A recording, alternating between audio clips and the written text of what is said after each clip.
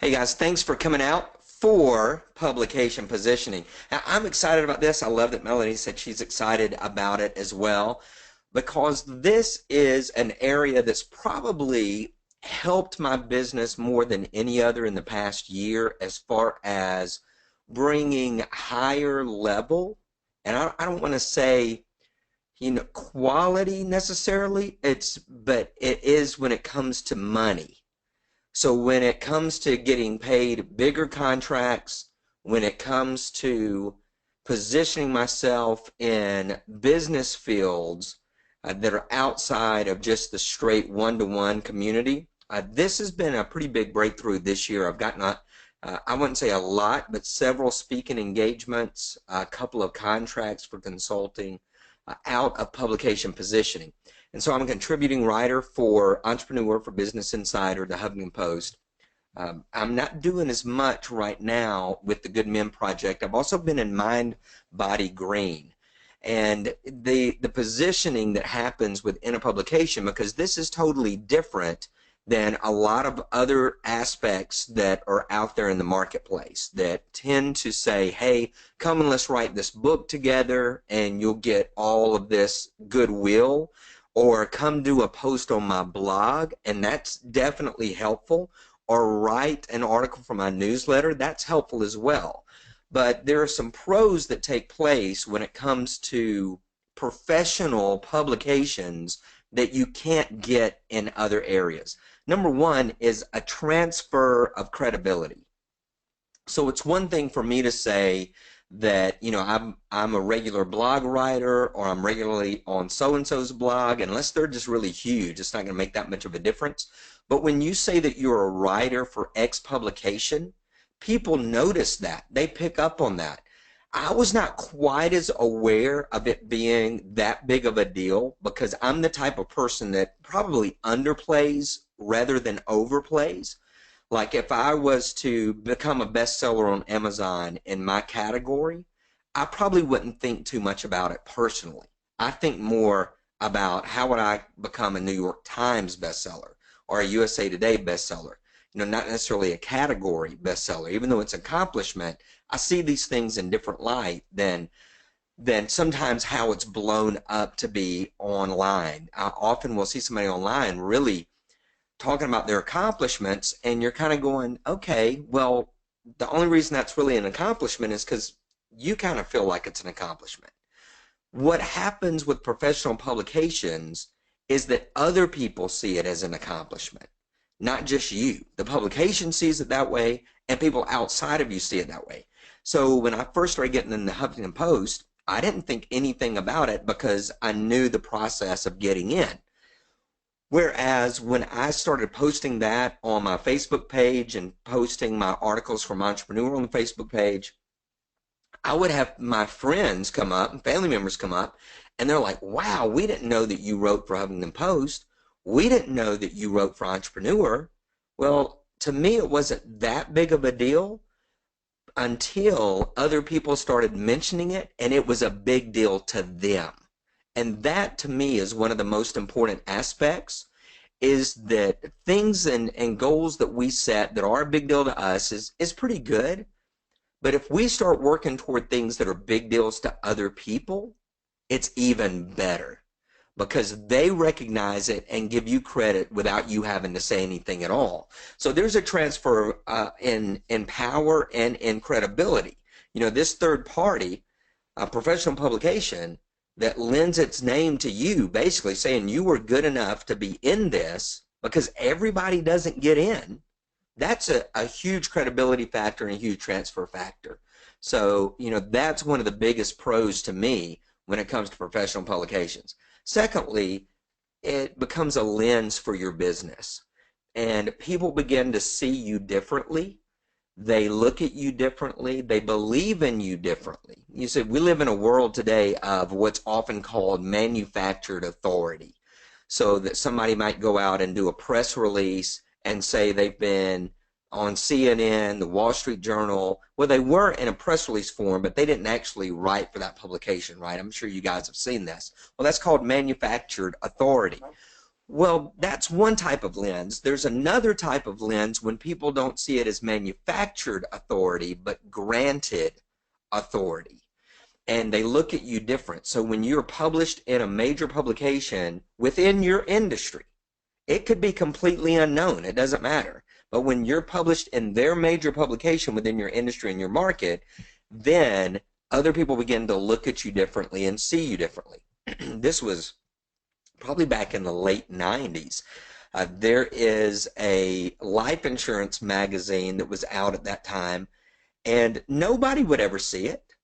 Nobody knew that it was popular among the life insurance industry. You would never find it in Books a Million or on a magazine rack, but that was my market. So when I got published in that and told the story of losing my wife and how many life insurance agents I talked to each year with that story to encourage them, well, what happened? The industry saw me through a different lens.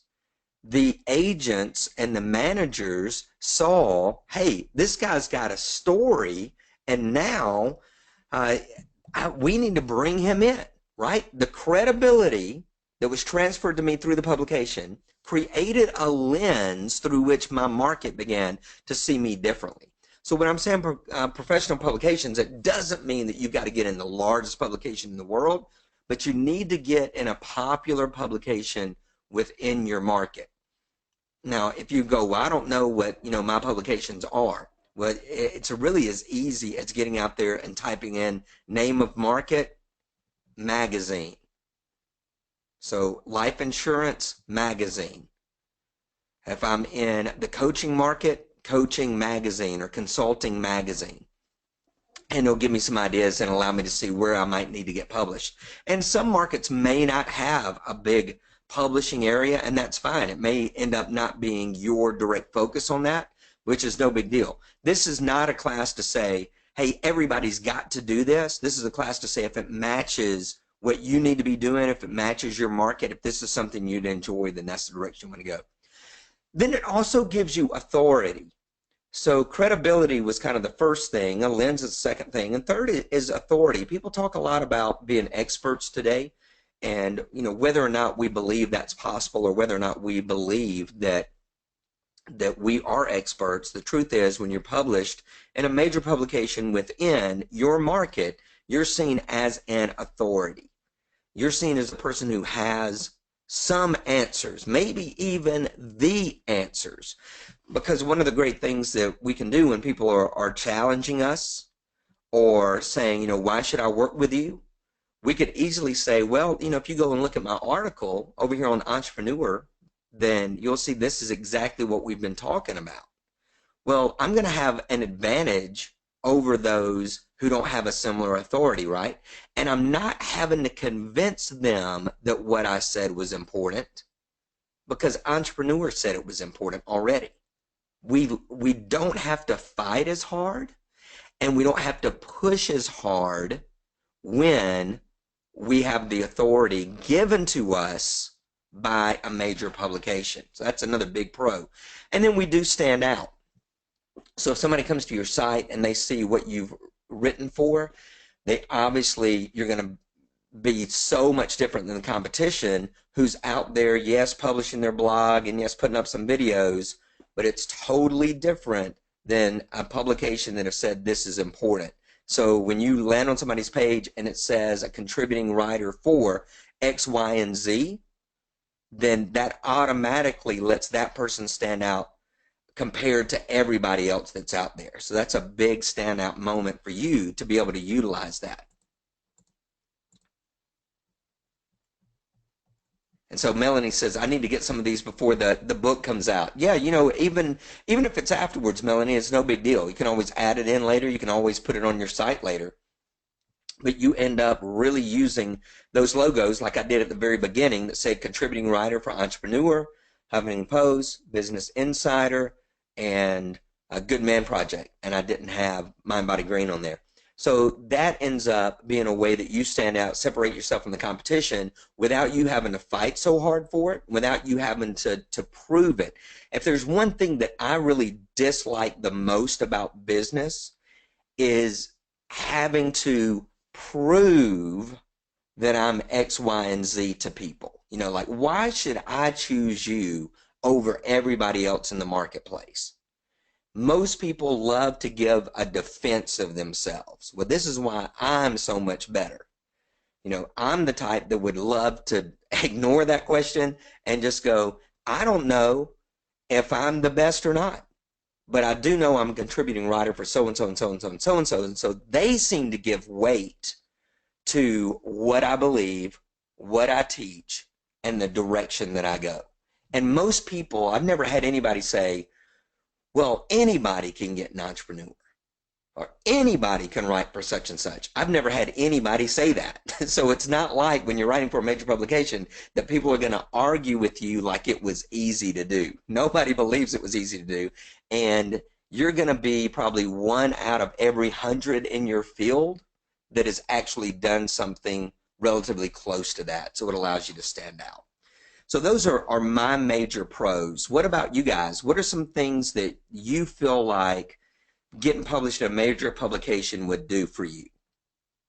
And just type those in real quick. What are some things you feel like it might do for you? And it will definitely get you traffic. I didn't pull any of this up, but if you were to go to my Twitter account, and I'm sure it's like twitter.com/Paul Evans, and scroll through the posts that show what other people posted, there'll be like thousands of reposts of my entrepreneur articles.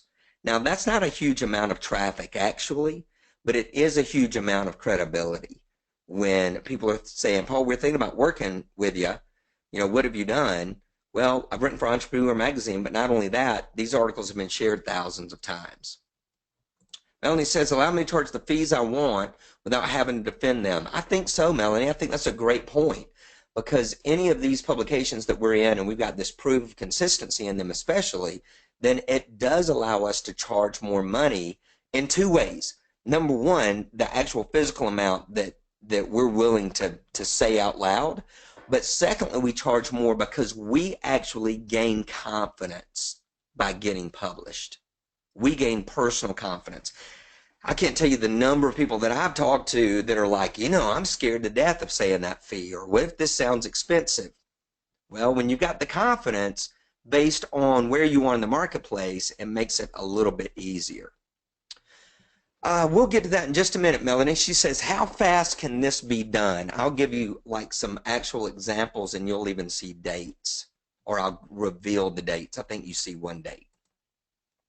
So here's some problems overall when it comes to getting published. Number one, it can be kind of a maze, and I think that most people make it a lot harder than it actually is. Most people are so worried about figuring out every single intricate detail and putting together something massively impressive that they end up getting lost. Or they do something that's so shallow and small, it ends up not being successful either. So I think that that's got to really, be something in the forefront of our mind, is to not wander around too much. When Melanie says, how fast can this be done? I'm going to step by step through it, and you will, really be able to say, okay, yeah, I get that. I could do that this afternoon. I could submit my first article this afternoon. Secondly, is that sometimes we try to do too much. We try to write too much, and we try to be too impressive. So a standard article, you want to go and look at the publication that you want to write for and see what the average article length is. I would go in and grab about 5 articles, paste them into something like Word, and see what the article count is. I can say that on average in the marketplace, 500 to 700 words is about the right amount. 500 to 700 words are about the right amount. Okay, so you don't want to do too much and get crazy, because you don't want to overload the editor. The editor does not want to open your query email and automatically feel like running. They should open it up and feel like, this person knows exactly what it is that they're doing. So, that is perfect. You don't want to be dull. Now, you don't have to be the best writer on the planet. I've seen plenty of articles that are awful that get published, And my articles are not any works of art at all. They're just very practical and very direct. So you want to study the publications and make sure that you're writing articles that really fit that publication. Perfection. Now you do need to edit them and not have misspelled words and bad grammar. And this is coming from a guy who lives in the South and thinks that all grammar and punctuation is optional or a suggestion. So I've really had to conform to this. But you can't sit on it for weeks or months feeling like this has got to be perfect and everything rides on this. You're going to see my example and it's not perfect at all. Because here's the thing. Do you want to spend weeks crafting that perfect article and then you might get rejected? You're like, I put all that time and energy and effort into it and got rejected. You want to do work that's good enough to pass inspection and to move you forward. That's the goal. So perfection is not the goal. Another big fail is that most people think about what they want to write and they write it and they submit it. This is a huge fail. They think about what they want to write, they write it, and they submit it. You've got to think about what the publication wants you to write. You've got to study the publication. You've got to understand the tone.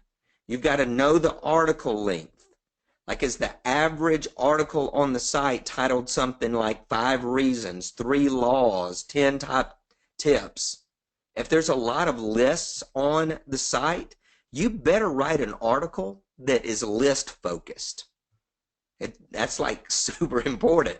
If there are no lists on the site, none, and you turn in the top 7 ways to X, well, you're going to get rejected right out of the gate because you've just told the editor you did not do your research. You do not know the publication. And you didn't try to figure stuff out ahead of time. You can always write an editor ahead of time and say, hey, I would love to write for your publication. What are some upcoming themes? Do you have an upcoming content schedule? Or are there any topics that tend to be the most popular? You're welcome to do that ahead of time. I think for the most part, if you do your research, you'll find that out ahead of time. Okay, before I get to the process, let me come back through these questions that came up. Elaine said she loves these photos. Where do I get them? 123rf.com, 123rf.com. Benicia said, I did a search for Christian Entrepreneurs Magazine. I found 5 magazines right away, even a few major publications. I love it, Benicia. Melanie says, speaking of works of art, do you need to include images? Most of the time, no. You can. Most publications allow you to include it, but you don't have to. Most of the time, they use their own images. Melanie says, what about ellipses? I love them. Will I be penalized for them? It depends on the publication. If you're looking through a publication and you never see any, then chances are they don't use them and you would be penalized, or they would just go, hey, we don't use these, and they'd cross them out. So that's really just kind of looking through, gauging it, and seeing where they are.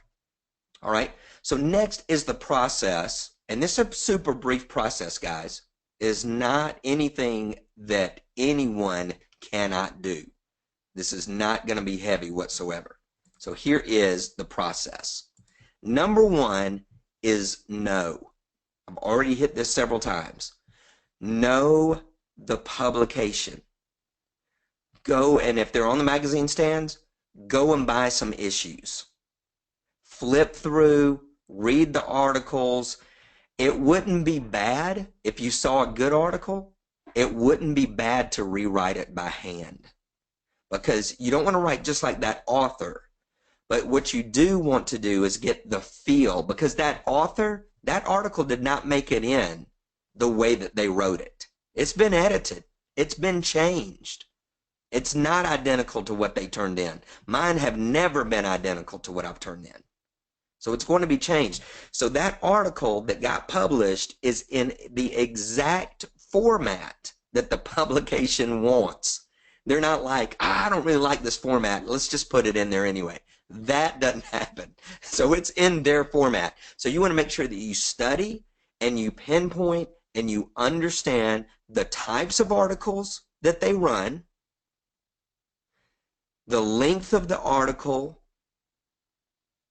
the tone of the article, the types of articles, the length of the article, the tone of the article.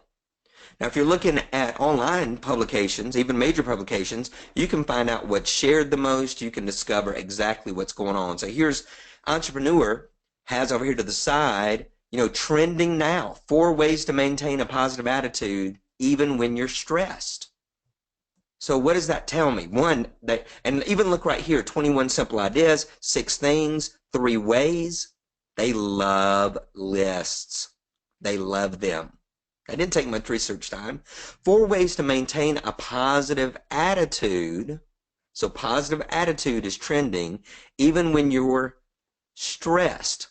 So even looking at that, I go, wow, I could write an article on positive attitude, and I could write an article on overcoming stress. It wouldn't necessarily be about, having a positive attitude, but I could write something like 4 ways getting a good night's sleep alleviates your stress. Now, that would be the type of article they'd pick up. 3 ways to read your customers' minds. 3 ways to read your customers' minds. That is another, and that's under Marketing Bootcamp. That's another way to look real quick and say, ooh, I'd love to write something about the customer mindset. So it may not be about reading customers' mind, but it could be about the customer's mindset. 21 simple ideas for a successful small business Saturday. 21 simple ideas for X. 14 simple ideas for Y. The 7 top simple ideas for AA.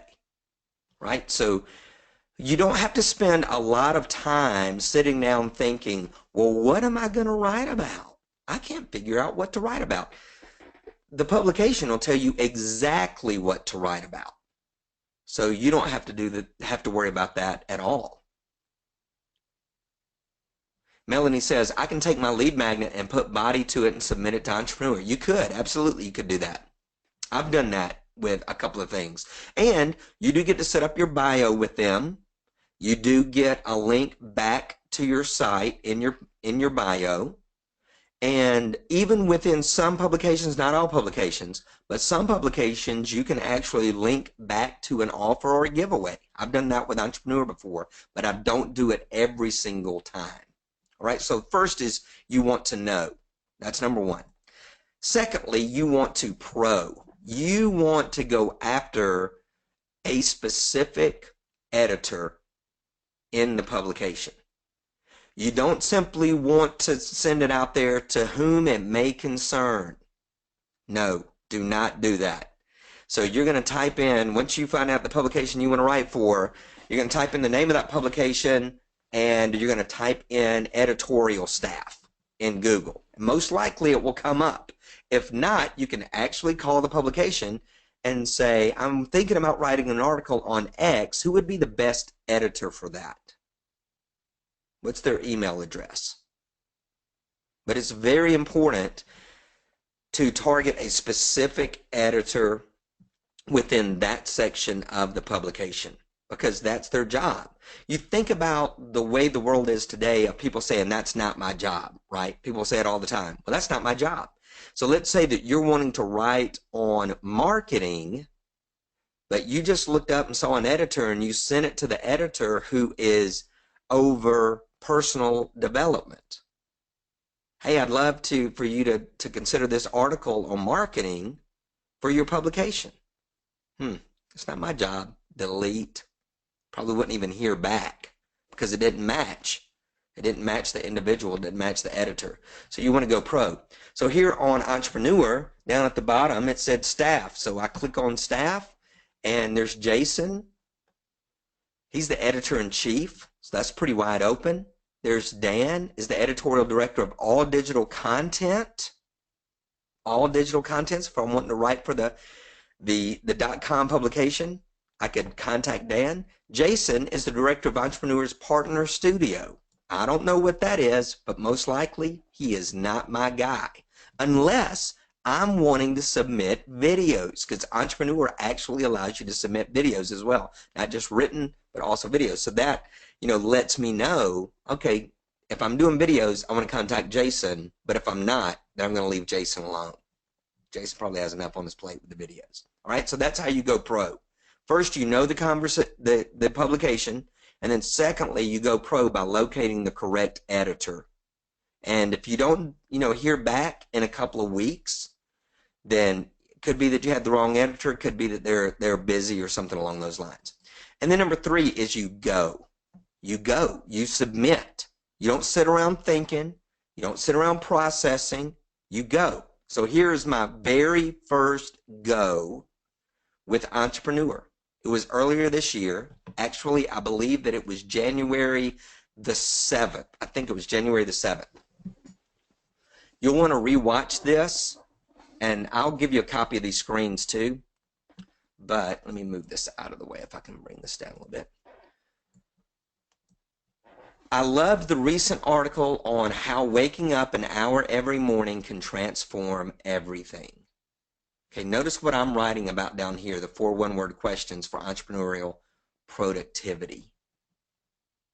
So I'm writing about productivity, and I selected an article related to productivity that I liked.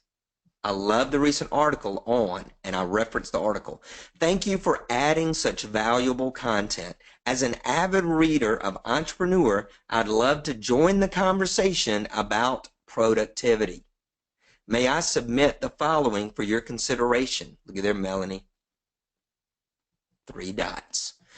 The 4 one-word questions for entrepreneurial productivity. And there's the article. This is the article. This is not here's an article idea. I wrote the article and put the article in. Then here's the bottom bio. Paul Evans speaks, writes, consults in the area of accelerated achievement. He started his first business at age 20, a fitness center, and has been focused on growth and results ever since. Like most of us, Paul's turning point came through tragedy. The loss of his wife when their son was 5 weeks old created an intense focus to live on purpose. His mission is to help people get more done in less time, more accurately. There's a link to my website. And then here are a couple of writing samples. If you've been published in any publication, then go ahead and put your writing samples in. If you don't have writing samples, leave that blank. Here's where people get messed up. Well, what if I don't have writing samples? You don't put them in. You leave that blank. That's exactly how simple that is. If you've got writing samples from being on other people's blogs, you've been a guest blogger, choose a couple of those because they just want to see that you've written something. If you don't have any of those, but you have a personal blog, then link to that. If you don't have any of it, then just leave it blank. Melanie says, can we have you help us with our bio? Yeah, absolutely, Melanie. But again, I wouldn't even think twice about it. Your bio is not what sells this at all. And even with people who are going to come to your site, most of the time they're going to look at your bio to find out where your site is. They're probably not coming to your bio to learn about you. I know that seems crazy, but that's kind of the way that we're wired. But as far as this, yeah, I can definitely help you with it, but this is not what sells it. Number 1 is the article itself.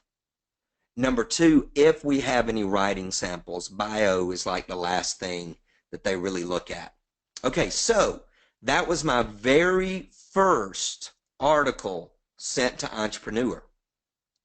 Ready? Here's what I got back. After talking with 100 successful entrepreneurs about how they plan and execute their days, 4 questions emerged. 2 promotional. That was the end of that one. I got rejected right out of the get-go. That's it. The first attempt was a rejection. Now let me tell you this, that even though, and I'm coming back, let me come back to this. What if I had spent weeks writing this article and this one line right here kept me out? What if I'd been spending weeks on that? I wrote this article in maybe 30 minutes and submitted it. Wrote the article in 30 minutes and submitted it. So Melanie, you know, how fast can you submit? If you find somebody today and an editor today, you can submit today. But you might get rejected. So I got rejected. That was my first get-go, was I got rejected. It was about 2 days after I sent it in. But I sent in another one. Now, I'd already known him, right? I'd already been rejected by Peter. So now I said, I hope your year started well. Here's my latest article. I sent this one 5 days after my rejection. So 5 days after I got rejected, I sent this next one. 5 mistakes to avoid when starting your first business. When I opened my first business, a fitness center, unfounded confidence. All right, so here I am writing from a personal perspective. You know why I did that? Because I went and looked at a bunch of articles, and I found out that a lot of people were writing from first person. Now, this isn't true of every publication, but it was true of Entrepreneur. So I changed and made this more about me and my experience. And then it said, hey, Paul, thanks for contributing to Entrepreneur.com. To make posting content to the site faster and easier, we've given you access to our content management system. If you're familiar with WordPress or similar web publishing,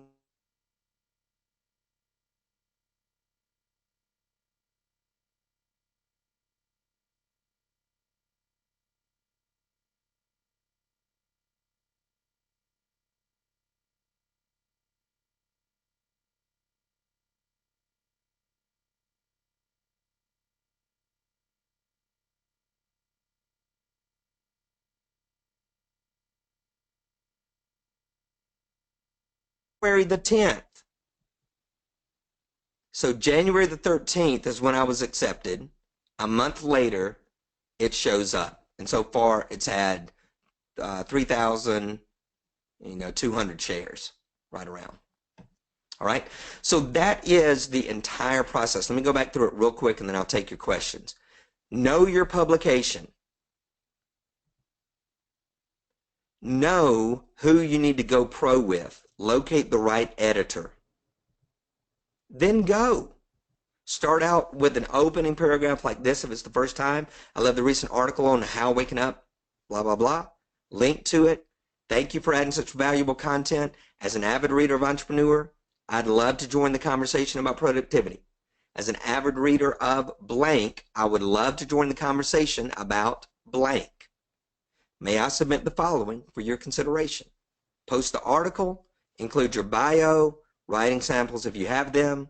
Look forward to getting accepted or rejected right out of the gate. I got rejected, and then I turned in something that was accepted, and here I got the approval, and here I got published. So all of that happened right around a month's time, a little bit more. All right, so that's it content-wise. Let me come back over. See what questions. Melanie says, what about the YouTube videos I have? I have over 2.5K on it. I don't know what your question is, but let's say that if you want to use those for a publication, you can definitely do that. If you're writing for publication and you want to link to those from your bio, you can do that.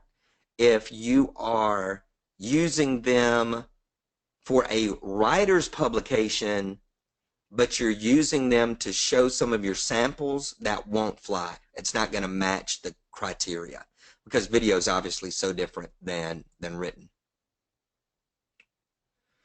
Melanie says, can you still use the content on your blog and LinkedIn? Maybe. Oh, am I back? Type yes if I'm back. Let me look here. Audio, check 1, 2, check 1, 2. Hey guys, can you hear me? Okay, it's back. Okay, good. All right, so, and in the recording, it should have picked up anything that we lost here. Melanie said, but you can still use it on your blog. It depends on the publication. On some, you can reuse it on the blog and you're fine. And other publications say, you know, this is restricted to us. This is exclusive material. So you'll have to ask. All right, other questions about any of this? It is not a difficult process.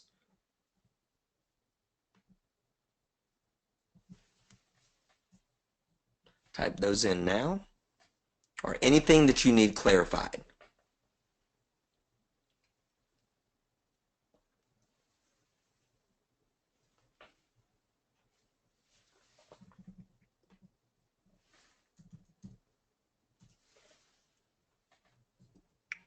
If you've got it, type in, I've got it.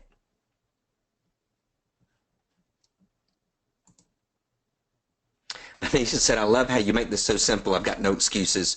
Good, Benicia. Yeah, you know, it really is simple. Sometimes I might oversimplify things. To me, everything is pretty straightforward in life and in business. I don't try to overcomplicate anything. I think that we've got enough of that. And I think that sometimes our brains love complication because it makes us believe that we're on the right path and that we're doing more than other people, or that we're doing a lot. Whereas I'm about what result do I want and how fast can I get there. All right, everybody says they've got it. Good. Well, I will get the replay up. If you've got any questions about this, you can definitely hit me in the one-to-one, and I will answer any of those, and we'll take it further. I'll give you a copy of these screens, and I will post up the replay in the members area on the bonus page. I'll send a reminder out about it tomorrow, but I should have this up here in about 20 minutes or so. All right, guys, thanks for coming out today. Kept it succinct, kept it tight. We get to go and work. You could actually do this by tonight. You could start submitting by tonight if you wanted to.